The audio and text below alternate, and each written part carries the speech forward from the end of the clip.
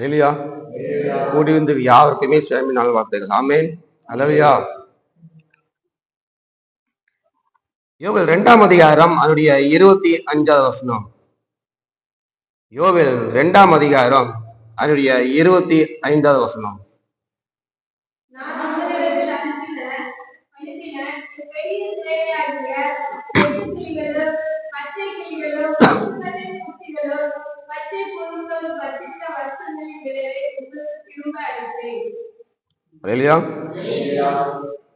எது பச்சித்து போட்டது? மறுபடியும் படிங்க.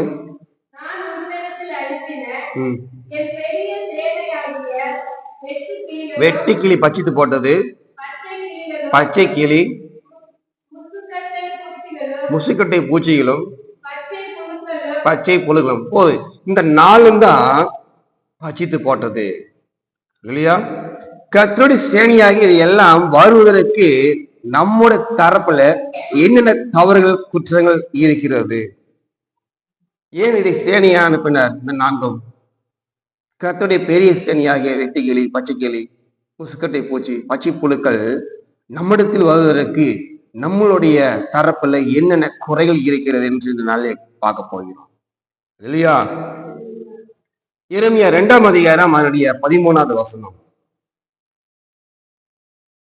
எரேமியா 2ஆம் அதிகாரம் அதனுடைய 13வது வசனம்.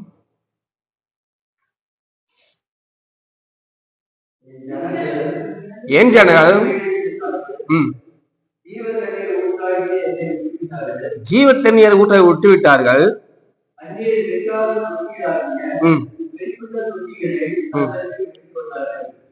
வெடிப்புள்ள தொட்டி அவங்களுக்கு என்று என்ன வெட்டி கொண்டார்கள் இல்லையா?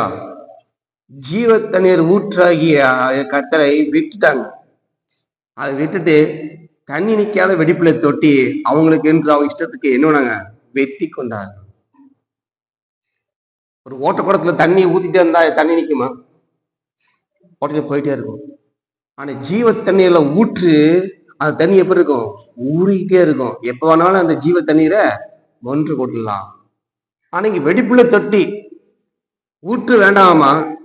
அவன் என்ன பண்ணிக்கிறாங்க? அவங்களுக்கு என்று அவன் இஷ்டத்துக்கு தங்களுக்கு என்று ஒரு ஸ்டைல்ல, ஒரு டிசைன்ல, ஒரு மாடல்ல அது வெடிப்புள்ள தொட்டியை வெட்டி அதுல தண்ணி ஊத்திக்கிட்டே இருக்கிறாங்க. தண்ணி என்ன ஆயிட்டு இருக்குது? தண்ணி வெடிப்புள்ள தொட்டியில போய்கிட்டே இருக்குது. தண்ணி போயிட்டே இருக்குது. என்ன காரணம் கூட தெரியாம தொட்டி எப்படி இருக்குது? வெடிப்பு இருக்குது. அது கூட தெரியாம வருஷம் தண்ணி என்ன பண்றாங்க?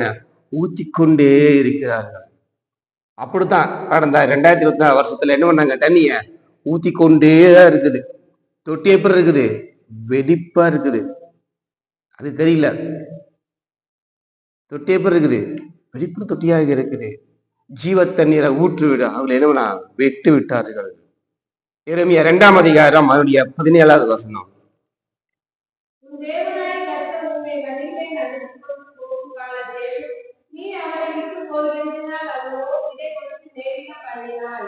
கர்த்தர் நம்மளை வழிநடத்தி போற காலத்துல நம்ம அவளை விட்டு நம்ம விலகி போறோம்.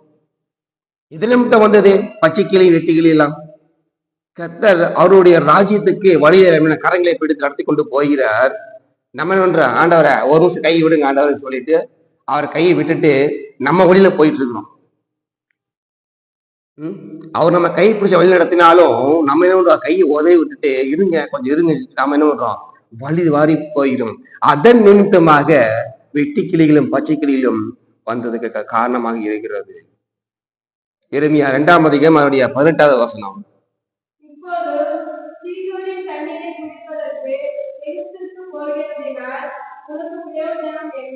பாருங்க, ஜீவ தண்ணி ஊற்று நீ விட்டு விட்டு நீ மற்ற தண்ணி குடிக்கிறவனுக்கு பிரயோஜனம் என்ன?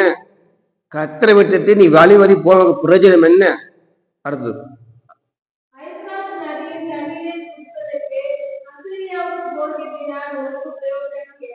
ஒரு பிரயோஜனம் இல்லை. தேவனை விட்டு விலகி நம்ம இஷ்டத்துக்கு போனோம்னா நம்மளுடைய காரியங்களை பார்த்தோம்னா அதனால ஒரு பிரயோஜனம் இல்லை அப்படிங்கிற. அவனுக்கு என்ன பிரயோஜனம்? அதை விட்டு வழிவழிக்கு போய் உனக்கு என்ன பிரயோஜனம்? பாருங்க, வழிவழிக்கு போறது கர்த்தருடைய வார்த்தையை, அதாவது எப்படி சொல்றது, கர்த்தருடைய வார்த்தை தங்களுக்கு என்று ஒரு வார்த்தை வருமா?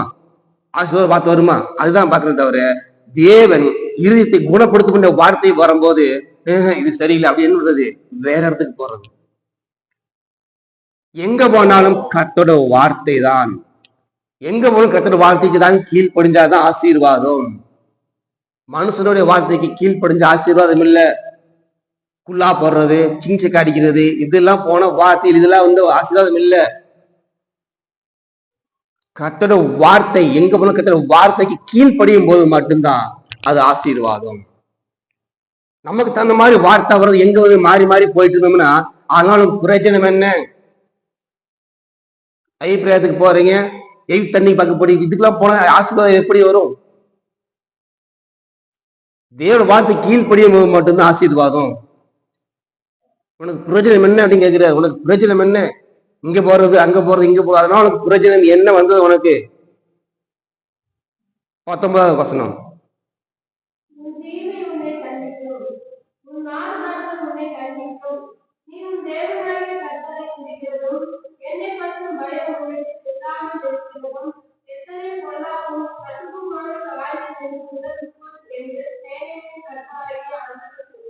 பயம் இல்ல, கர்த்தரை குறித்து பயம் இல்ல. மனுஷனுக்கு பயப்படுற பயம், மற்றவங்களுக்கு பயப்படுற பயம், ஐயோ திட்டிடுவாங்க பேசிடுவாங்க அவங்களுக்கு குறிச்சுக்கிற பயம் இருக்கிறத விட கர்த்தரை குறிச்சுக்கிற பயம் இல்ல. உணர்வு இல்லாமல் இருக்கிறார்கள். எத்தனை பொல்லாப்பான கசப்பான காரியங்கள் கர்த்தரை வேதனைப்படுகிறார். தாயின் கருவிலை உருவாவதற்கு முன்னே உன்னை நான் பேர் சொல்ல அழைத்து என்ற ராஜ்யத்துக்கு உன்னை தகுதிப்படுத்த முடியாது ஒரு காரியங்களை பிடித்து வழியெடுத்து போகிற கால நேரத்துல அதெல்லாம் மறந்து விட்டுட்டு இப்போ தற்காலிகமா இருக்கிற ஆசீர்வாதத்துக்காக ஆண்டவரை விடுதலை விட்டு போட்டு இப்படிப்பட்ட காரியங்கள் செய்யும் போது கர்த்தர் மிகவும் ரொம்பவும் விசனப்படுகிறார். கசப்பான பொல்லாப்பான காரியம். கர்த்தரை குறித்து பயம் இல்ல. இறக்கமுள்ளவர் தானே, என்ன செய்ய போறாரு? வரேன் பின்னாடி வரேன், இன்னொரு என்ன செய்வாரு? பயம் இல்ல கர்த்தரை குறிச்சு. எரேமியா 2ஆம் அதிகாரம் அதனுடைய 37வது வசனம்.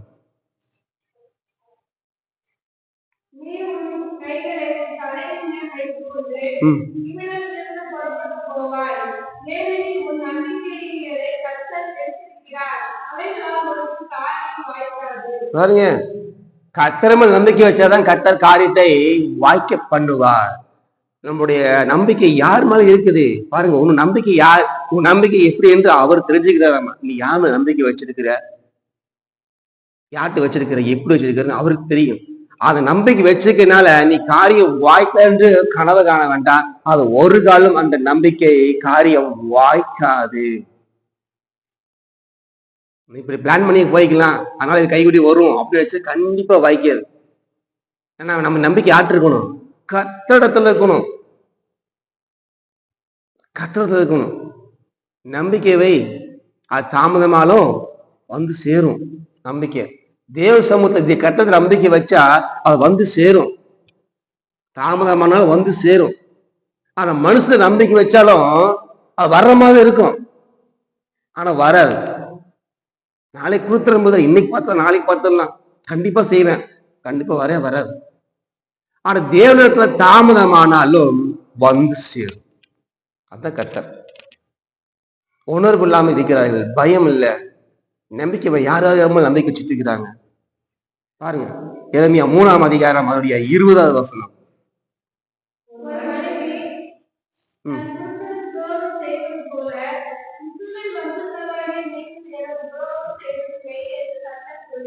பாருங்க, ஒரு மனைவி தன் புருஷனுக்கு துரோகம் செய்தது போல இஸ்ரவேல் ஜனங்கள் கர்த்தருக்கு துரோகம் செய்து மெய் என்கிறார்கள். நம்ம என்ன பண்றோம்?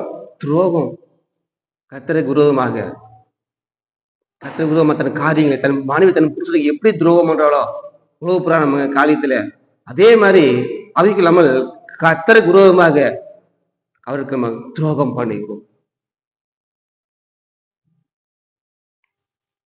இங்கேயும் போய்க்கிறது அங்கேயும் போய்க்கிறது, அது துரோகம். நம்முடைய மனவாளன் யார்? நம்முடைய மனவாளன் யார்? இயேசு கிறிஸ்து. யோசேப்பு தன் மனைவி மரியா திருமணம் ஆகாததுக்கு முன்பு கர்ப்பமா என்று தெரிஞ்சு அவன் தள்ளிவிட பார்த்தான்.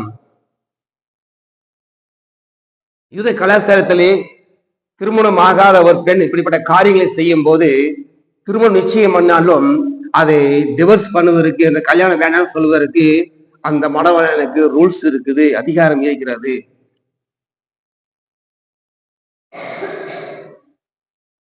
மனைவி கணவனுக்கு முன்பாக துரோகம் பண்ணினால் தள்ளிவிட வாய்ப்பு இருக்கிறது, அது அதிகார சட்டமாக இருக்கிறது. அதே மாதிரிதான் நாம் கர்த்தருக்கு முன்பாக நம்ம துரோகம் செய்யும் போது அவரோட வருகைக்கு அவர் விட்டுவிட அவருக்கு அதிகாரம் உண்டு. ஸ்திரீயாக நம்மை துரோகம் பண்ணினால் உண்மைகளோ என்று நம்ம கர்த்தருக்கு தெரிஞ்சதுன்னா கர்த்தர் நம்மளை விட்டு விட்டு கைவிட்டு போய்விடுவார், டிவோர்ஸ் பண்ணிடுவார்.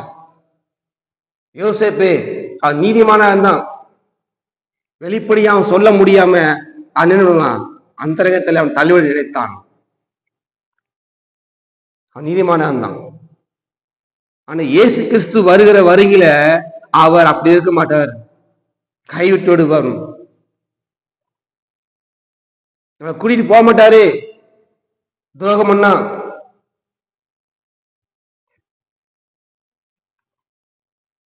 ஆக 1ஆம் அதிகாரம் அது 2வது வசனம்.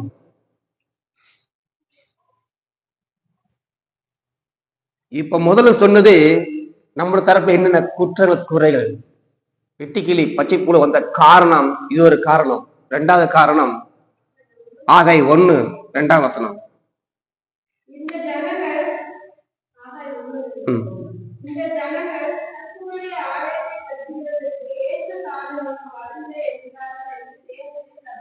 பாருங்க, 2வது கர்த்தருடைய ஆலயத்தை கட்டுறதுக்கு இன்னும் ஏற்ற காலம் வரலைங்க. இன்னும் ஆலயத்தை கட்டுறதுக்கு ஏற்ற காலம் வரல. ஏற்ற காலம் வரும்போது என்ன பண்ணிக்கிறேன், நான் ஆலயத்தை கட்டிக்கிறேன். ஏற்ற காலம் வருவதற்கு ஆலயத்தை கட்டிக்கிறேன். 1ஆம் அதிகாரம் 4வது வசனம்.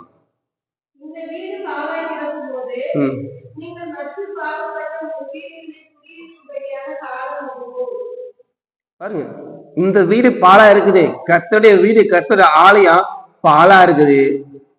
நம்ம எப்படி இருக்கிறோம், மச்சுவா நல்ல மாடி வீடு கட்ட வீட்டுக்கு நம்ம என்ன பண்றோம், போய் இருக்கிறோம். 5வது வசனம்.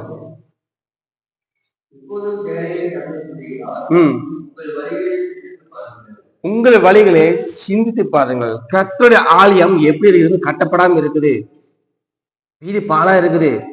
அங்கெல்லாம் இருக்கிறார், என் வீடு பாலா இருக்குது, ஆலயம் பாலா இருக்குது. நீங்க என்ன பண்றீங்க, நல்ல மாடி மேல மாடி, நல்ல வீடு, நம்ம வீட்டை சந்தோஷம் பாக்குறோமா, எல்லாம் சகல வசதியோட நம்ம வீட்டுல அப்படி இருக்கிறோம், குடியிருக்கிறோம். ஆனா அவ வீடு எப்படி இருக்குது, பால் அடைஞ்சு ஒற்றையடிச்சு எப்படி அழுக்குங்க கண்டலமா இருக்குது.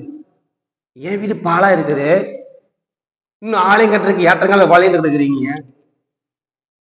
வழிகளை சிந்தித்து பாருங்கள். ஆமா, இங்கே ஆலயம் வீடு என்பது நம்ம தான். என் வீடு பாலா இருக்குது, என் வீடு பாலா இருக்குது. ஆக 1ஆம் அதிகாரம் 6வது வசனம்.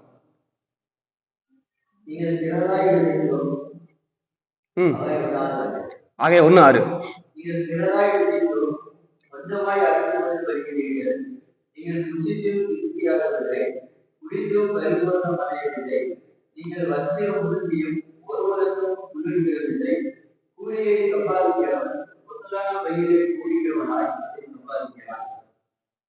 பாருங்க, ஒருவன் இந்த ஆலயத்தை கெடுத்தால், ஆமா, கர்த்தருடைய ஆலயத்தை கெடுத்தா தேவன் அவன் என்ன பண்ணுவாரு, கெடுப்பாரு. இப்படிதான் எவ்வளவு சம்பாதிச்சாலும் ஓட்டப்பையில போடுற காசு மாதிரி என்ன போய்கிட்டே இருக்குது. லட்ச ரூபா சம்பாதிச்சாலும் சரி, ஓட்டப்பைக்குள்ள ஓட்டால இருக்குமா, பணம் இருக்குமா, என்ன பண்ணுவோம், போயிட்டே இருக்கும். முதல்ல சொல்லலாம், வெடிப்புள்ள தொட்டி தண்ணி ஊத்திக்கிட்டே இருந்தோம்னா போயிட்டே இருக்கிற மாதிரி எவ்வளவு சம்பாதிச்சாலும் ஓட்டப்பையில போடுற மாதிரி பணம் போய்கிட்டே இருக்குது.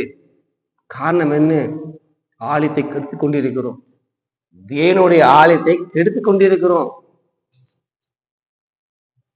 ஒரு ஆலயத்தை கெடுத்தா அவர் தேவன் ஆலயத்தை கண்டிப்பா இன்னொன்னு அடிப்பார்.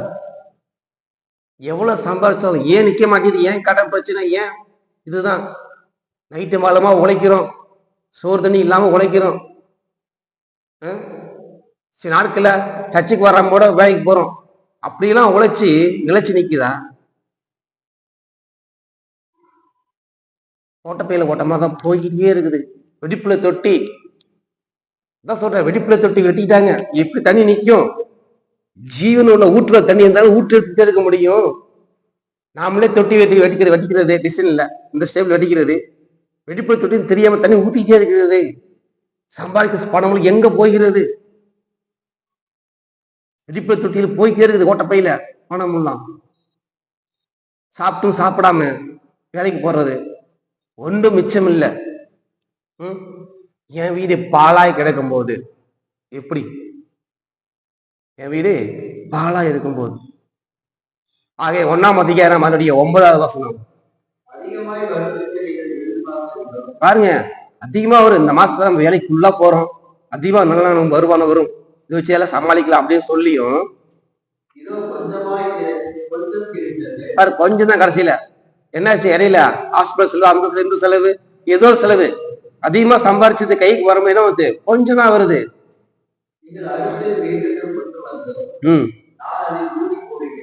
பாருங்க, அது ஊதி போட்டுருவாரு, கையில கொண்டு எல்லாம் ஊதி போட்டுருவாரு. ஒண்ணுமே எங்க வருஷம் தெரியாது, கைக்கு வந்த மாதிரி இருக்கும், ஆனா மாசத்துல ஒன்னும் நிக்காது. பாருங்க, எதை நிமித்தம் இதனால ஏன் எதாவது வர்றது காரணம்னா பாருங்க, ஃபர்ஸ்ட் ஆலயம் சொன்னாரு, இப்ப வந்து வீடுங்கிறாரு. என் வீடு பாழாய் கிடக்கும் போது எல்லாரும்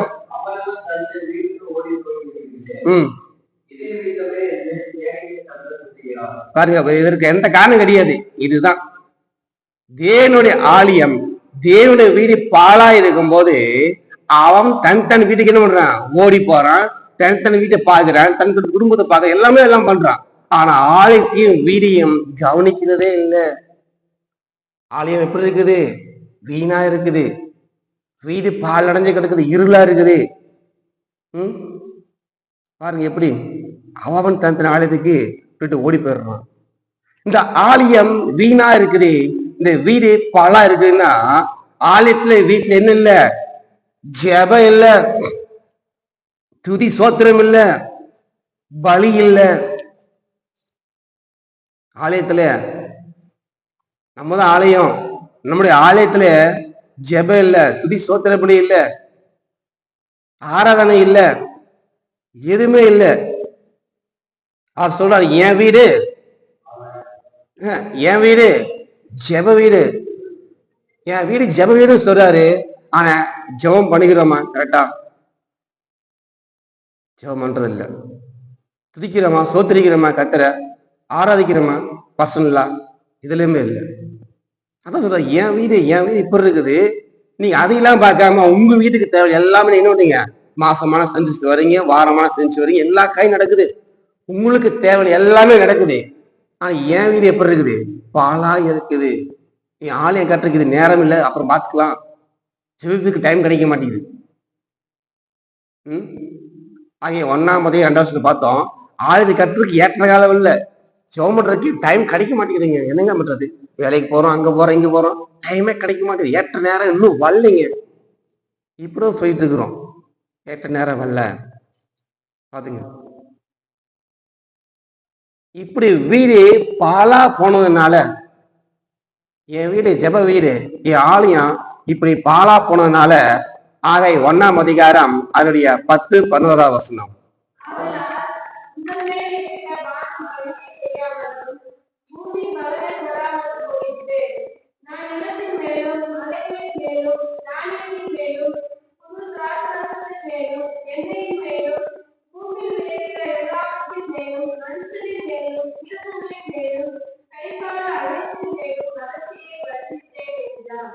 வறட்சியே ஏன் குடும்பத்துல வறட்சி? ஏன் வாழ்க்கையில ஒரு போராட்டம், சமாதானம் இல்லை? பாருங்க என்ன பண்றாரு. வீடு பாழாய் போனதுனால, ஆலயத்தை கெட்டு போனது விட்டுனால நான் என்ன பண்ணேன்? எல்லாத்தையும் நிலத்துல மழை, தானியம், திராட்சை, எண்ணெய், பூமியோட அத்தனை கிளை என்ன பண்ண நான் வறட்சி பண்ணிட்டேன். வருஷம் என்ன வறட்சி தான். 2025 எல்லாம் வறட்சியான காரியங்கள்.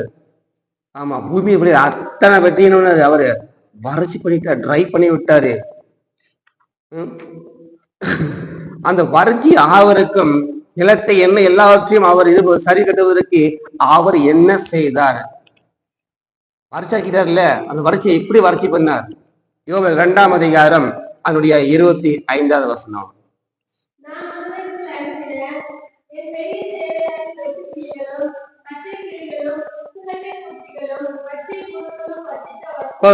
பாருங்க, அவர் என்ன பண்ணாருமா, நான் உங்களிடத்தில் அனுப்பின என் பெரிய சேனை. பாருங்க, கத்தை இப்படி பெரிய சேனை வச்சுக்கிறாரு பாத்தீங்களா? அவர் பெரிய சேனை பாருங்க, வெட்டுக்கிளி 1 இன்ச்சு கூட இருக்காது வெட்டுக்கிளி. அந்த சின்ன ஒரு வெட்டுக்கிளி புழு எவ்வளவு இருக்கும், ஒரு 2 இன்ச்சு இருக்கும். இல்லை பெரிய பெரிய சேனைகள் எல்லாம் பெரிய சோஜர் இருக்குங்களா, போர் வீரர் இருக்குங்களா, வெட்டுக்கிளி, பச்சைக்கிளி, முசுக்கட்டை பூச்சி 2-3 எம்எம் தான் இருக்கும். இதெல்லாம் பாருங்க பெரிய சேனையாமா கத்தருக்கு. நான் அனுப்பின என்னுடைய சேனை, என்னோட சேனைங்கிறாரு. இதரோட சேனை வெட்டுக்கிளியா, பச்சை புழுவா, முசுக்கட்டை பூச்சி, பச்சை கிளி, ஒரு ஜான் இருக்கும் கிளி. பாரு, இதெல்லாம் பெரிய பெரிய சேனையமா.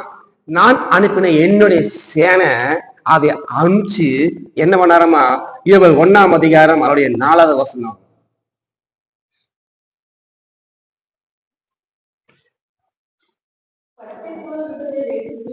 பாருங்க என்ன பண்ணுச்சு, பச்சை புழு விட்டு வெட்டுக்கிளி. ஒரு புழு பாருங்க, ஒரு பயிர் வகையில் இருக்கிற இலை என்ன ஒண்ணு பாதி சாப்பிட்டும். அதை விட்டு போனது என்ன ஒண்ணுமா, அடுத்தது வெட்டுக்கிளி அதையும் பச்சிச்சு. அடுத்தது வெட்டுக்கிளி விட்டு போனது பச்சைக்கிளி பண்ணுச்சு மறுபடியும். பாருங்க, ஒண்ணு விட்டு என்ன நினைச்சு எல்லாமே பச்சிருச்சிருச்சு. ஆலயம் பாழானதுனால, வீடு பாழாதனால அவர் பார்க்க வரைக்கும் பார்த்தாரு. ஒண்ணு என்ன பண்ணா, வெடிப்புல வெட்டி தொட்டிய கட்டியாச்சு. 2வது அதுக்கு பயம் இல்லாம காய்வு செய்யறோம். நடத்தி வந்த வழிகள் இல்ல, கரங்களை விட்டு நம்ம வழியில திரும்பி போனோம். கர்த்தருக்கு துரோகம் பண்ணும். வீடு ஆலயம் பாழாய் போச்சு. ஆலயத்துல ஜெபம் இல்ல, துதியில, சோத்திர பலியில, ஆராதனை செய்ய முடியல. அதுக்கு வழிவாசல் இல்ல. பார்க்க வரைக்கும் பார்த்தாரு. நான் உங்களுக்கு என்னுடைய சேனை, கர்த்தருடைய பெரிய சேனை, இந்த வெட்டுக்கிளி பச்சை புழு தான்.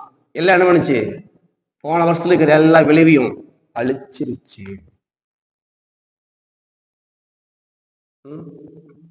ஏன் போன வருஷத்துல எவ்வளவு பிரச்சனை, போராட்டங்கள், அழுகைகள், சமாதானம் இல்லை, கடன் பிரச்சனை, வியாதி, நோய், தீராத வியாதி, நோய்கள், டாக்டர் பீஸ், அந்த பீஸ். ஏன் என்ன காரணம்? வெட்டுக்கிளி அனுப்பிச்சிட்டாரு. பச்சை புழு இல்லை என்ன பண்ணுச்சு, போன வருஷத்துல வச்சிருச்சு. எல்லாவற்றையும் கர்த்தர் வறட்சி பண்ணிட்டாரு. எல்லாவற்றையும் கர்த்தர் வறட்சி பண்ணி விட்டார். ஆமா, எல்லா நன்மைகள், எல்லா ஆசீர்வாதம் கர்த்தர் பச்சிச்சு போட்டுட்டாரு. யோவேல் 1ஆம் அதிகாரம் அதனுடைய 12வது வசனம்.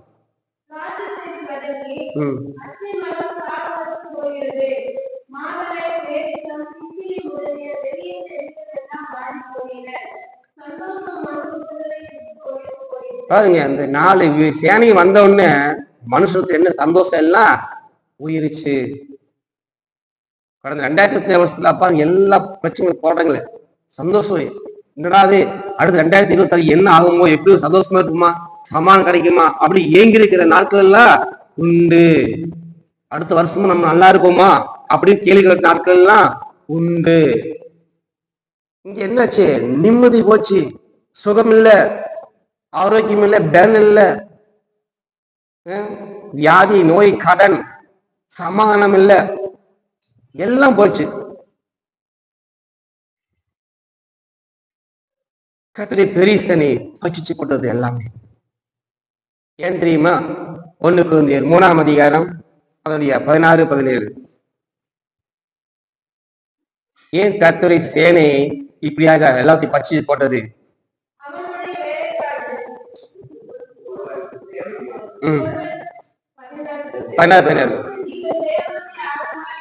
பாருங்க, நீங்கள் தேவன் ஆலயமா இருக்கிறீர்கள் என்று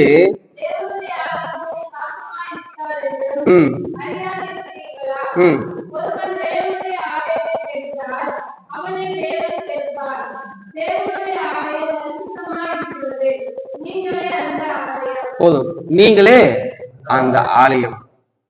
ஆகையில பார்த்தோம், ஆலயம் கட்டுறதுக்கு ஏற்ற நேரம், ஏற்ற இடம், ஏற்ற காலம் வரல. நீங்க அந்த ஆலயம் உங்களுடைய இறுதியத்திலே கத்திருக்கென்று ஒரு இடத்தை நீங்க என்ன அவருக்கு கொடுக்க வேணும். இறுதியும் யாரு இருக்கணும்? அவர் தான் இருக்கணும். அந்த இறுதியத்தை நீங்க அவருக்கு நீங்க ஆலயம் கட்டாமல் தன் வீட்டுக்கு தன்னோட காரியங்களுக்கு நீங்க என்ன போய்கொண்டிருக்கிறீங்க. இதனால வந்தது வெட்டுக்கிளி பச்சைக்கிளி எல்லாம் தேவனுடைய ஆலயத்தை கெடுத்ததுனால, கர்த்தருடைய வீட்டை கெடுத்ததுனால கர்த்தருடைய சேனையை அனுப்பி கடந்த வருஷத்துல எல்லா வருஷம் வச்சு போட்டார். எத்தனை நஷ்டமாயிருச்சு, எத்தனை கடன் பிரச்சனை, எத்தனை வியாதிகள், போராட்டங்கள், எத்தனை துன்பங்கள், எத்தனை அவமானம், எத்தனை வெக்கங்கள். காரணம் என்ன? இதோட சேனை எல்லாவற்றையும் பச்சித்து போட்டது காரணத்தினாலே. இது எல்லாம் கடந்த வருஷத்துல செய்த காரியங்கள், 2025 நடந்த காரியங்கள். ஆமா, இந்த வருஷத்துல கர்த்தர் உங்களுக்கு செய்ய போற காரியம் கடந்த வருஷத்துல எல்லாம் நடந்துருச்சு. இந்த புது வருஷத்துல 2026 இதெல்லாம் மாற நமக்கு வாய்ப்பு இருக்குமா? இதெல்லாம் மாற ஏதாவது கர்த்தர் நமக்கு ஏதாவது செய்வாரா என்று ஏங்கி இருக்கிற இருதயங்களை உங்களே பார்த்து கர்த்தர் சொல்லுகிறார். 2026 கர்த்தர் உங்களுக்கு என்ன செய்ய போகிறார்? யோவேல் 2ஆம் அதிகாரம் அதனுடைய 25வது வசனம்.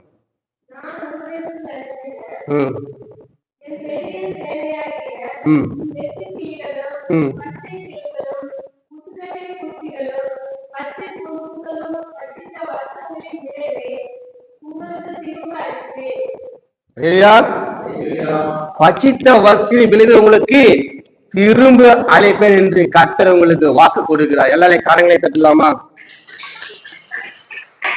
ஆமே. இந்த 2026 வருஷத்தினுடைய வாக்குத்தத்த வார்த்தை என்ன?